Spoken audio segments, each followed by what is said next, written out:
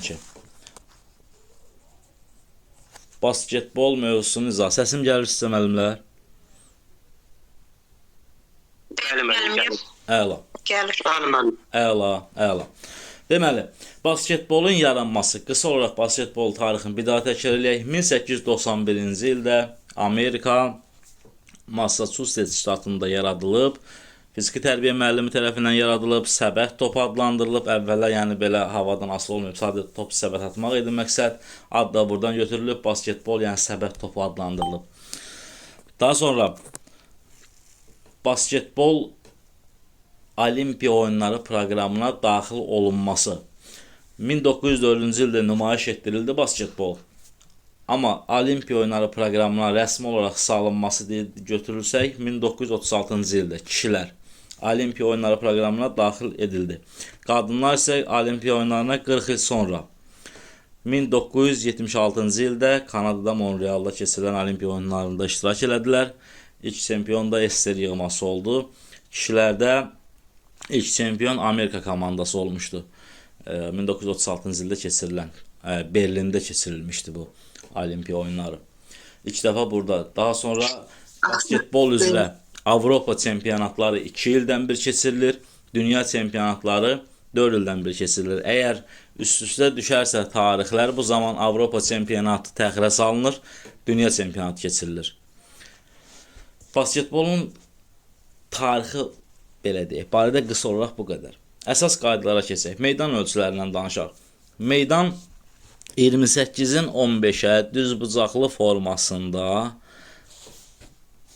olan, yəni ölçülü 28-in 15-ə olan ölçüdə meydanda oynanılır basketbol oyunu.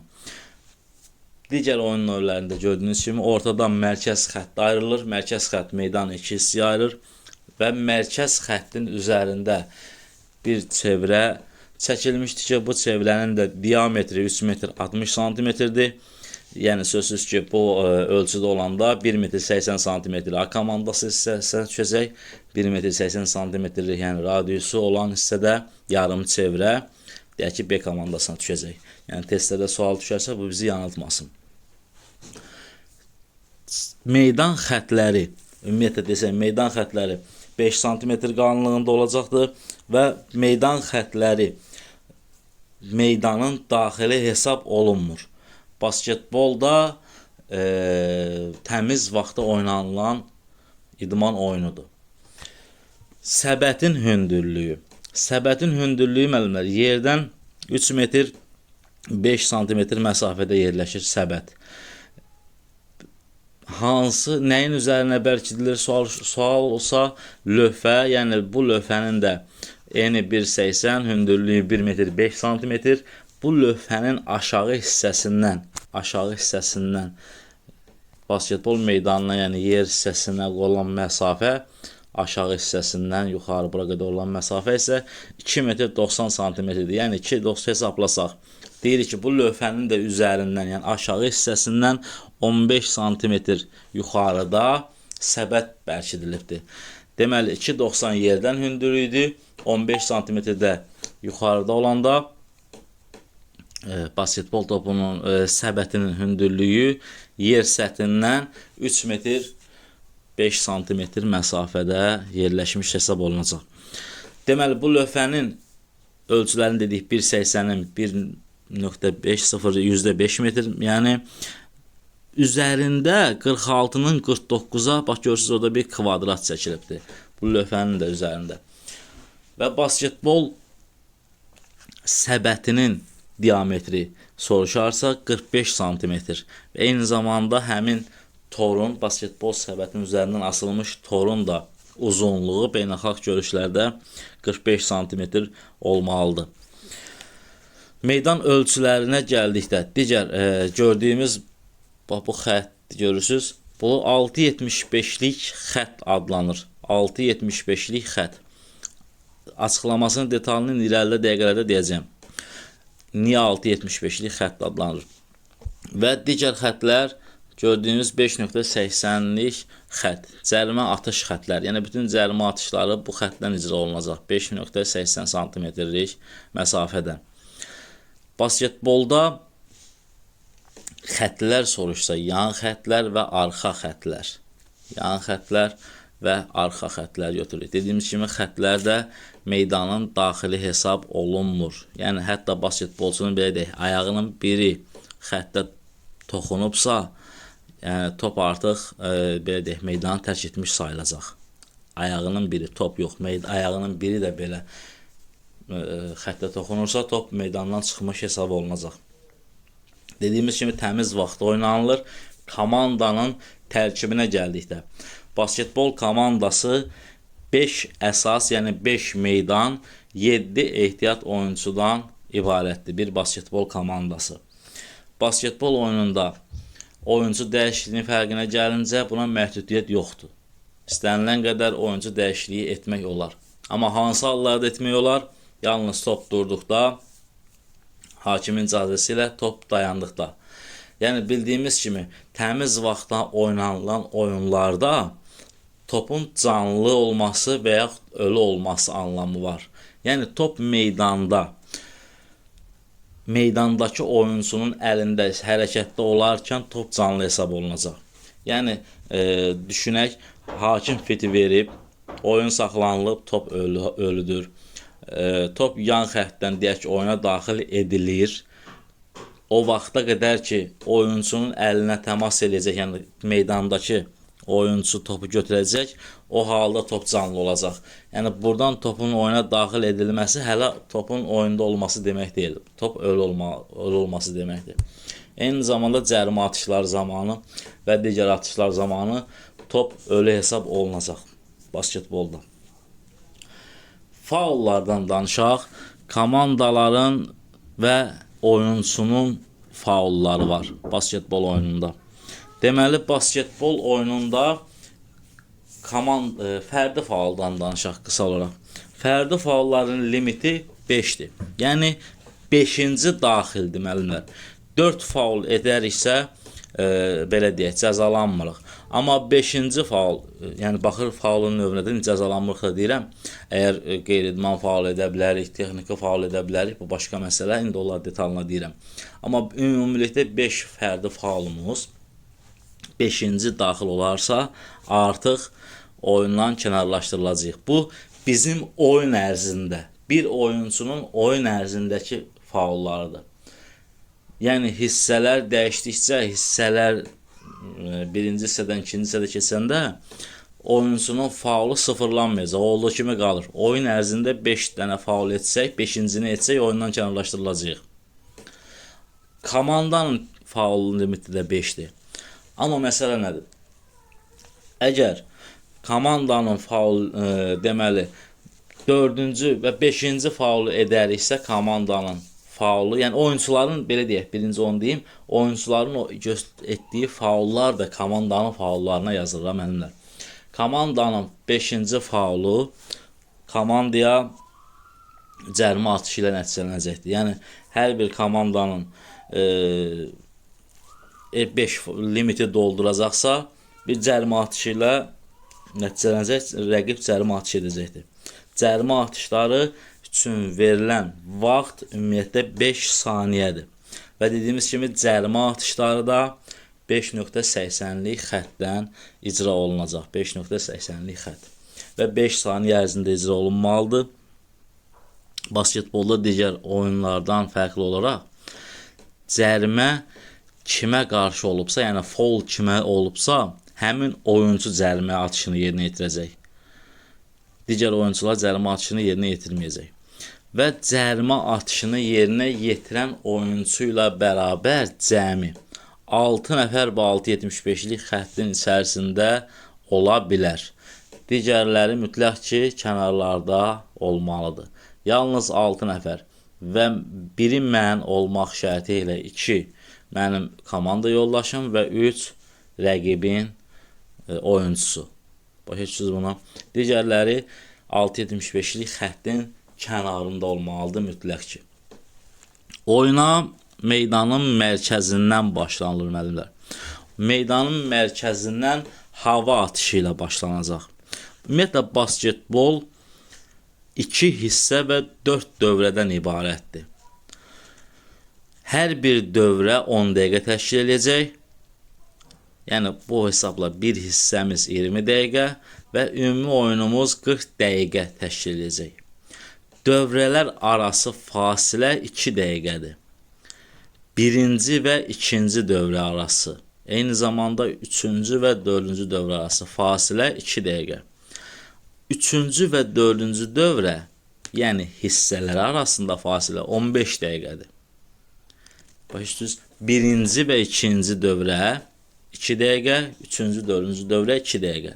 Amma ikinci və üçüncü dövrə, yəni birinci və ikinci hissə arasında fasilə olacaq 15 dəqiqə.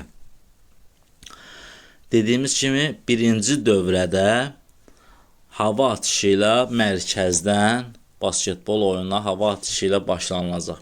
Hava atışında hər komandadan bir nəfər topu qazanmaq uğrunda mübarizə aparır.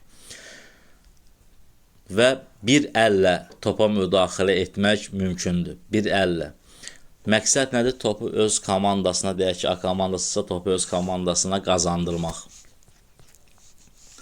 Topu öz komandasına qazandırır və deyək ki, komanda hücuma başlayır, hücum qurur. Növbəti dövrələrdə başlanğıc necə olacaq soruşsaz, əgər deyək ki, birinci dövrədə, oyunun başlanğıcında hava atışı ilə A komandası topu götürdüsə, ikinci dövrədə masa hakiminin qarşısında B komandasını göstərən ox olacaq. Bu B komandasını göstərən ox o deməkdir ki, yəni B komandası ikinci dövrədə başlayacaq. Eyni ilə bu ardıcıllıq davam edəcək. Üçüncü dövrədə A komandası, dördüncü dövrədə yenidən B komandası oyuna başlayacaq. Deməli, amma digər dövrələrdə mərkəzdən deyil, mərkəzdən başlanılmayacaq. Komanda özünə aid olan hissəsindən, arxa xəttdən oyuna başlayacaq, mərkəzdən yox. Yalnız birinci dövrədə oyuna mərkəzdən başlanılır, hava atışı ilə başlanılacaq. Basketbolda saniyə qaydalarından danışaq sizə. Basketbolda 3 saniyə, 5 saniyə, 8 saniyə, 24 saniyə qaydaları var müəllimlər. 3 saniyə qaydasının qısa anlamı. Rəqib səbətinin altında topsuz 3 saniyədən artıq qalmaq olmaz deyirik. Yəni rəqibə mane olmamaq şərti ilə, yəni deyək ki, topu çiləyərək hücum üçün verilən vaxtın sonuna qədər, yəni ümumiyyətlə desək 24 saniyəyə qədər əslində burada qala bilərəm. Topu çiləyirəm, ötürmə edib qala bilərəm. Amma rəqibə mane olmaq nə deməkdir? Heç bir deyək ki, top yox, heç nə yoxdur. Mən də boş qalmışam rəqib meydançasında, səbətin altında rəqibə mane oluram. Bu qayda pozuntusudur. Və oyunçunun eyni zamanda komandanın faul limitinə təsir edəcək bir qayda pozuntusudur. Yəni texniki faul sayılacaqdır. Deməli, 3 saniyə qaydasının qısa anlamı bu oldu. Rəqib səbətinin altında topsuz qalmaq olmaz. Topla istənilən qədər, yəni 24 istənilən qədər deyəndə 24 saniyə. Hücum üçün bir komandanın hücumu üçün 24 saniyə vaxt verilir müəllimlər. Yəni 24 saniyə ərzində mən topu daşıyıb rəqib səbətinə atmalıyam. Bunun üçün mənə 24 saniyə verilibdir. Bu 24 saniyənin 8 saniyəsi ərzində topu öz meydançamdan, mərkəz xəttdən keçirməliyəm rəqib tərəfə. 8 saniyə ərzində rəqib tərəfə keçməliyəm. Əgər keçə bilmirəmsə, top alınır, verilir rəqibə. 8 saniyə ərzində deyək ki, rəqib tərəfə keçdim. Yenidən topu öz meydançama ata bilmərəm. Müdafiə ötürmə edə bilmərəm. Mütləq ki, ancaq qabağa hücum etməliyəm və yaxud da ki, ya topu səbətə atmalıyam, ya deyək ki, qabağa. Arxaya ötürmə vermək olmaz. Mərkəzi keçdikdən sonra arxaya ötürmə vermək olmaz, bu qayda pozuntusudur. Nəticəsi nə olacaq? Top alınacaq, veriləcək rəqibə. Rəqib üçün 24 saniyə açılacaq yenidən hücum üçün. Deməli, 24 saniyə ümumi hücuma verilən vaxt oldu. 3 saniyə rəqib topunun səbətinin altında topsuz qalmaq və 5 saniyə qaydası. Bayaq dediyimiz kimi bütün cərimə atışlarında yan xəttdən oyuna başlayarkən və ya arxa xəttdə olsun, oyuna başlanğıclarda 5 saniyə ərzində yerinə yetirilməlidir. Bütün bunlar hamısı 5 saniyə. 8 saniyə qaydasında artıq başa düşdünüz. Mərkəz xətti 8 saniyədən 8 saniyə ərzində rəqib tərəfə keçməliyik. Basketbol kişilərdə ümumiyyətlə 7 nömrəli topla oynanılır müəllimlər. 7 nömrəli top. Çəkisi 749 ölçüsü, uzunluğu daha doğrusu çevrəsi 749-780 mm, çəkisi olacaq 657-650 qram. Bu 567-650 qram buradan belə yadda saxlayasınız ki, qadınlarda 6 nömrəli topdur. 6 nömrəli topda kişilərin minimal çəkisi, topun minimal çəkisi. Qadınlarda topun maksimal çəkisi olacaq. Yəni 510-567 qram 6 nömrəli topun çəkisidir. 567-650 qram kişilərin oynadığı topun çəkisidir. Yəni 7 nömrəli top. Ümumiyyətlə basketbol topunun kateqoriyaları soruşsa 4 kateqoriyada olacaq toplar. 3 nömrə, 5 nömrə, 6 nömrə və 7 nömrə toplar. Faullardan danışdıq, hücum üçün vaxtdan danışdıq. Deməli, hakimlərdən danışaq qısa olaraq. Hakimlər meydan hakimləri deyək. Meydanda meydan hakimlərinin sayı 3 nəfər olacaq. Baş hakim, köməkçi hakim və vaxta nəzarət eləyən hakimlər. Oyunçu dəyişiklikləri. Oyunçu dəyişiklikləri necə olacaq müəllimlər? Oyunçu dəyişikliyi dedi ki, məhdudiyyət yoxdur. İstənilən qədər oyunçu dəyişikliyi eləyə bilərəm və hakimdən belə deyək, icazə almaq şərti ilə istənilən qədər oyunçu dəyişikliyi edə bilərəm. Top meydandan çıxandan sonra təbii ki. Əgər oyun gedişində oyunçu dəyişikliyi etmək üçün, deyək ki, oyuncularım zədələnib və dəyişiklik etmək üçün digərləri də deyək ki, oyundan kənarlaşdırılıb və mənim komandam sayı 2 nəfərdən az qalıb. 2-dən az nə deməkdir? Yəni, ötürmə edə biləcəyim oyuncu yoxdur. Bu zaman komandaya texniki məğlubiyyət veriləcək. Ümumiyyətlə, məğlub olan komanda 1 xal alır basketbolda, qalib gələn komanda 2 xal alacaq. Məğluba 1, qalibə 2 xal verilir. Amma texniki məğlubiyyətə 0 xal verilir. Hansı hallarda? Deməli, əgər komanda ümumiyyətlə oyuna gəlməkdən imtina eləyirsə, oyuna gəlmirsə, 15 dəqiqə gözlənilir. 15 dəqiqə gözlənildikdən sonra protokola 20-0 yazılır. Yəni, qalib 20, texniki məğlubiyyət alınan 0 yazılır və 2 xal, rəqibə 0 xal. Digər hallarda da bu qaydada olacaq.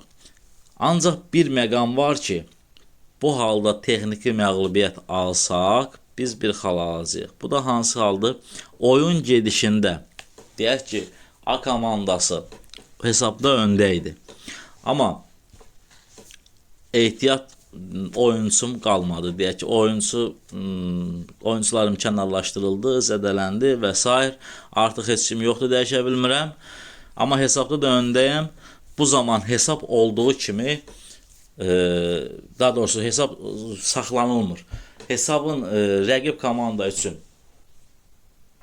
daha doğrusu necə deyəcəm, A komandası əgər hesabda öndə idisə də, düz dedim də, A komandası hesabda öndə idisə də, heç bir oyuncu dəyişikliyi, B komandası üçün heç bir oyuncu dəyişikliyi etmə şansı yox idisə, hesab olduğu kimi saxlanılır. Hesab olduğu kimi saxlanılır və protokolda o formada qeyd olunur. Bu zaman rəqibə 1 xal, qalibə 2 xal. Texniki məğlubiyyət verilir. Amma rəqib də 1 xal alır.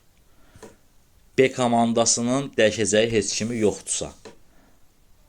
Amma əgər, dediyim kimi, rəqib öndə olsun, fərqi yoxdur və yaxud da ki, oyunçudan geridə oyunçular ümumiyyətlə meydana çıxmaqdan imtina eləsin. Bütün bu hallarda texniki məğlubiyyət verilərkən rəqibə 0, komandaya, əsas komandaya 2 xal veriləcək və hesab 20-0 yazılacaq. Basketbolda komanda oyuncusu topu bilməyərəkdən öz səbətinə atarsa, xal yəni hesaba alınacaq. Bu xal yazılacaq rəqib kapitanının adına. Yəni bu atış deyək ki, A komandasını edib, amma A komandasının oyunçusunu yox, rəqib komandanın kapitanının adına yazılacaq və rəqibin balansına hesablanacaq bu xal. Əgər bilməyərəkdən atıbsa, əgər bilərəkdən atılıbsa, bu xal hesaba alınmayacaq və top idarə etmə hüququ veriləcək rəqibə. Və eyni zamanda deyək ki, bu faul kimi qiymətləndiriləcək. Faullardan, bayaq dedim, detallarına baxacağıq. Faullardan 2 texniki faul alan oyundan xaric ediləcək. Eyni zamanda 2 qeyri-idman faulu alan oyundan xaric ediləcək. Və 5 ümumi dediyimiz o faul. Aydın məsələ. 5 faul olarsa, həmin oyuncu oyundan xaric ediləcək, yəni diskalifiyə ediləcək. Məşqçi əgər 2 texniki faul alarsa, məşqçi də meydandan qovulacaq. Məsələn, məşqçinin deyək ki, meydandan qovulması, texniki faul alması necə ola bilər? Deyək ki, oyuncu zədələnib və məşqçi 30 saniyə ərzində oyuncunun yerinə digər oyuncunu salmalıdır. Əgər bu proses gecikirsə, məşqçiyə texniki faul verilir. Məşqçi bir texniki faul alır. Və eyni prosesi bir dəfə də təkrar eləsə, sözsüz ki, artıq məşqçi də oyundan qovulacaq. İndi detalına baxsaq, tam başa düşmək üçün. Qeyri-idman faulu nədir? Qeyri-idman faulu açıq-aşkar söyüş, kobud rəftarlar, yəni təhqir edici ifadələr və s. idmançıya yaraşmayacaq hərəkətlər, kobudluq. Bu qeyri-idman faulu adlanır. Yəni burada dedik ki, 2 qeyri-idman faulu diskalifiyə ilə nəticələnir. Bəs texniki faul nədir? Oyun qaydalarına zidd, oyunun əsas qaydalarına zidd olan hərəkətlərə, yəni deyək ki, saniyə qaydasını pozub, 2 addım qaydasını pozub, 2 addım qaydasını demədimsə deyim, top əldə topu tutandan sonra mütləq ki, 2 addımdan artıq ata bilməz. Oyuncu mütləq ki, ötürmə verməlidir və yaxud zərbə endirməlidir. Topu çiləyərək 5 saniyə saxlamaq olar. 5 saniyədən artıq saxlamaq olmaz. 5 saniyədən sonra top ya ötürülməlidir, ya səbətə atılmalıdır. Deyək ki, oyuncu bu qayda pozuntusunu edirsə, 5 saniyədən artıq saxlayırsa əlində və yaxud da ki, hansısa dediyim kimi 2 addımdan artıq atırsa, oyuncuya yəni texniki faul verilir. Yəni oyun qaydalarına zidd olan hərəkətlər texniki faulla nəticələnir. Və bir də var, ümumi olaraq faullar deyirik. Məsələn, hansı faul deyək, rəqibin biləyinə zərbə vurub topu əlindən salmaq, hansısa bir bilməyərəkdən olsun, badalaq vermək və s. Bu faullarda, yəni oyuncunun fərdi faulları hesabına yazılan faullardır. Yalnız dediyim kimi ümumi olaraq bu faulların da limiti 5'dir. Bütün cərimələrin, qaydaların bu qədər sərt olmasının məqsədi odur ki, oyun daha ciddi rejimdə geçsin, oyuncular belə deyək, aşkar kobudluqdan çəkinsinlər. Və oyuncunun 5 faulu dedik, bir nüans əlavə eləyək. Orada hücum zamanı olunan faullar atışla nəticələnməyəcək. Yəni hücum fauluna atış verilmir. Yəni oyuncu və yaxud da komanda deyək, limiti keçmiş olsa belə, A komandası hücumdadırsa, A komandası hücumda etdiyi faul, yəni buna hücum faulu deyirik. Bu zaman rəqib üçün atış verilmir. Nə ilə nəticələnir? Top rəqibə verilir. Rəqib üçün yenidən 24 saniyə hücum üçün vaxt ayrılır. Bir də bir özəlliyi deyək. Saniyə qaydasından danışmışkən, saniyədən demişəm. Deməli, əgər basketbolda belə bir saniyə qaydası var müəllimlər. Biz hücum edərkən dedik ki 24 saniyəmiz var. 24 saniyənin deyək ki 12-ci saniyəsində, lap 11-ci saniyəsində topu atdıq, top səbətə dəydi, qayıtdı və yenidən biz topu götürdük. Bu zaman bizim saniyəmiz olduğu yerdən davam edəcək. Yəni 12 saniyəm getmişdi cəmi, 12 saniyəm qalmışdı. Olduğu yerdən 24 saniyə olduğu yerdən davam edəcək. Amma üzr istəyirəm, 14 saniyədən çox qalmışdısa, əgər vaxtım 14 saniyədən çox qalmışdısa, olduğu yerdən davam edəcək. Yox, vaxtım 14 saniyədən az qalmışdısa, yəni hücum üçün vaxtdan 24 saniyədən 14 saniyəsində istifadə eləmişdim. 10 saniyəm qalmışdı. Bu zaman mənim üçün vaxt 4 saniyədə əlavə olunur. 14 saniyədən yenə davam edirəm. Amma yalnız top səbətə dəydikdə, lövhəyə dəydikdə bu hesaba alınmır. Hardan olur? Olduğu yerdən davam edir. Deyək ki, 3 saniyəm qalmışdı. Topu yenidən mən tutdum. Elə 3 saniyə ərzində yenidən atış eləməliyəm. Yalnız səbətə dəyirsə, 14 saniyədən az vaxtımız qalırsa, vaxt bərpa olunur, bizim üçün hücuma yenidən 14 saniyə verilir. Yox, 14 saniyə o halda verilməyəcək ki, top səbətə yox, deyək ki, lövhəyə dəyib qayıdıb. Bu halda vaxtımız qaldığı yerdən davam edəcək. Bunu başa düşürsünüz müəllimlər. Yalnız səbətə dəyməlidir. 14 saniyədən vaxtım azdısa, vaxt mənim üçün 14 saniyə olacaq yenidən, yəni bərpa olunur. Deyək ki, 3 saniyəm qalmışdı, top atdım səbətə, dəydi və mən tutdum. Yenidən mənim üçün 14 saniyə açılır hücumu bitirmək üçün. Yox, 14 saniyədən çox vaxtım var idisə, qaldığı yerdən davam edirəm. Amma top səbətə yox, lövhəyə dəyəcəksə, 14 saniyə qaydası keçərli deyil. Harada qalmışdımsa, oradan davam edirəm. Hücum zamanı, deməli, atışlar zamanı basketbolda basket foul anlayışı nədir? 6.75'lik cərimə xətti dedik. 6.75'lik cərimə xəttindən kənardan atılan toplar ümumiyyətlə 3 xalla qiymətləndirilir. 6.75'in xəttin içərisindən atılan toplar 2 xalla qiymətləndirilir. Cərimə atış xəttindən 5.80'lik xəttdən atılan toplar isə 3 xalla qiymətləndirilir. Basket foul anlayışı nədir? Əgər 6.75'lik xəttin çölündən atış edirəm və top səbətə düşür.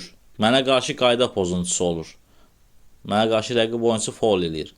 Top səbətə düşürsə 3 xalım sayılır və əlavə olaraq bir cərimə atışı verilir mənə. 5.80'lik bir cərimə atışı. Bir xalda oradan götürə bilərəm.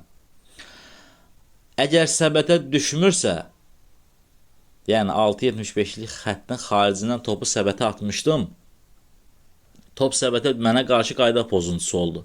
Top da səbətə düşmədi. Bu zaman 3 cərimə atışı verilir. Və cərimə atışlarını foul kimə qarşı olubsa, həmin oyuncu yerinə yetirəcək. 6.75'lik xəttin daxilindən necə olacaq proses? 2 cərimə atışı. Əgər top səbətə düşmədisə, 2 cərimə atışı veriləcək. Top səbətə düşdüsə, xal hesab alınacaq, plus əlavə 1 cərimə atışı veriləcək. Bu qaydada yadda saxlayaq. Səbətə düşdüsə, hər ikisində, yəni xal hesab alınacaq və 1 əlavə cərimə atışı. Səbətə düşmədisə, yəni atış nöqtəm hardan idi? Xaricdən idisə 3, daxildən idisə 2 əlavə cərimə atışı atacam. Əgər səbətə düşmədisə. Bunu başa düşürsünüz müəllimlər? Bəli. Əla. Əla. Deməli, basketbolda topun canlı diri olması, nə zaman öyle olmasında dedim. Bir də təkrar edirəm, üstdən keçirəm. Sərbəst atışlar zamanı, hakim fit çalan zaman, oyun saatının siqnalının çalınan zaman, bütün bu hallarda top ölü olur, ölü sayılır. Hansı hallarda top canlı sayılacaq? Əlbəttə ki, oyunun əvvəlində hakim ki, o mərkəzdən başlayır. Top oyunçunun ixtiyarına keçdi. Bu artıq top canlı hesab olunacaq. Sərbəst atış zamanı və yaxud da yandan atışlar zamanı hansı oyunçunun top ixtiyarına keçəndən sonra, meydandakı oyunçunun ixtiyarına keçəndən sonra top canlı sayılacaq, yəni meydanda sayılacaq. Bir də yəni vaxt işə düşəcək eyni zamanda. Və bir də 2 dəqiqə, oyunun sonuna 2 dəqiqə qalmış, hətta top səviyyətə düşəndə belə vaxt saxlanılır. Vaxt dayanılır, yəni bərpa olunandan sonra, top oyuna daxil ediləndən sonra yenidən vaxt işə düşməyə başlayır. Time-outları deyim. Time-outlar hər hissədə daha doğrusu birinci hissədə 2 time-out, ikinci hissədə 3 time-out götürmə ixtiyarımız var. Birinci hissə, yəni birinci və ikinci dövrədə ikisi bir yerdə sayılır. 2 time-out'umuz var. 3-cü, 4-cü dövrə ikisi bir yerdə, yəni ikinci hissədə 3 time-out'umuz var. Birinci hissədə istifadə eləmədiyim time-out ikinci hissəyə keçməyəcək. İkinci hissədə əgər oyunun sonuna 2 dəqiqə qalıb və mən time-outlarımı hələ istifadə eləməmişəmsə, 3 time-out'um var idisə, onun biri ixtisara düşür, biri artıq verilməyəcək. Yəni, digər qalmış 2 time-out'umdan istifadə eləyə bilərəm. Time-out'ların da vaxtı 1 dəqiqədir. Bütün time-out'ların vaxtı 1 dəqiqədir. Birinci hissədə 2, ikinci hissədə 3 time-out. Müəllimlər, başqa sualınız varmı? Yada düşdüksə, basketbol oyunu qaydaları biraz uzundur, çoxdur. Ola bilər, yəni çalışdığım qədər asan dillə izah eləməyə çalışdım. Yenə də yaddan çıxmış nəsə olarsa, dərs gedişində ya yaxud da sual versəz, mən çalışdığım qədər cavablandıracağım. Müəllim, sadəcə bir şey maraqlıdır. Buyurun müəllimə, buyurun. Yox, deyin, fikrinizi deyin, müəllim, deyin. Buyurun. Bu 6.75'lik xəttinizdə, düzdür? Səhvlədim. 6.70. Həmin cərimə meydançasına daxil olanda bəzən oyuncular 2 metrdən çox addım atıb sürətlə, driblinglə keçib atış edirlər də. Siz orada 2 metrdən çox addım atmaq olmaz da. Bu ona da şamil olunur, yoxsa necə? Yox, orada topu çiliyərək istənilən qədər gedə bilərik. Topu çiliyib gedə bilərik də. Çiliyərək gedə bilərik. Söhbət topu tutandan sonra gedir. Tutdumsa ata bilmərəm. 2 addım at gedə bilmərəm. Çiliyərək get. Çiliyərək meydançanın bu başına ged, o birisi qavaşa qədər apar. Dribbling elə apar. 24 saniyə ərzində. Bir də burada kart yoxdur da, faul söhbəti var deyirsən. Ancaq bir oyuncunun... Bəli, hər oyuncu artıq masa hakimləri var dediyim kimi, çünki o masa hakimləri qeydiyyat aparır hamısını. 5 fauldan sonra da ümumiyyətlə həmin oyun diskvalifikasiya olur orada, yəni 5 faul. 5-ci faul, bəli, 5-ci faul daxildir. 5 dənə faul aldısa, oyuncu oyundan kənarlaşdırılır. 5-ci. Bir dəfə, aydın. Aha.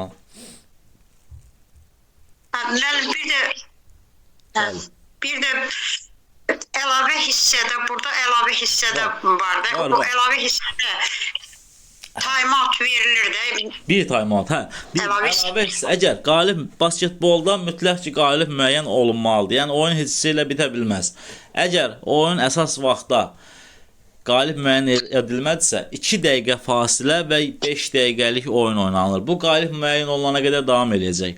Və əlavə hissədə, hər bir əlavə hissədə bir time-out götürə bilərik. Hər bir məşqçiyə aiddir də bu. Yəni, istər A komandanın məşqçisi, istər B komandanın. Bir time-out da orada götürə bilərik. Əlavə hissələrdə. Yəni, qalib müəyyən olunana qədər bu formada davam edəcək. 2 dəqiqə fasilə, 5 dəqiqə oyun. Mütləq ki, qalib müəyyən olunmalıdır. Aydındır, çox sağ olun. Siz də sağ olun. Başqa sual var mı? Deyin.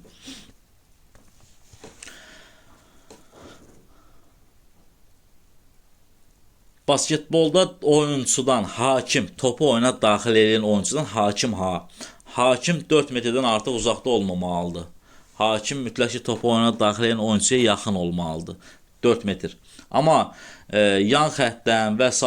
dediyimiz o məsafə necə olacaq? 2 metr məsafə saxlanılmalıdır.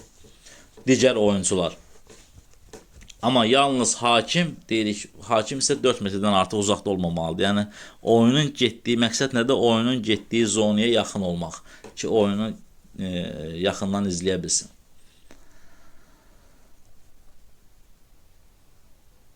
Müəllim, bir sual da verim. Buyurun. Yan xəttdən əgər topu atıramsa, onda da 2 metr olmalıdır, yoxsa 1 metr?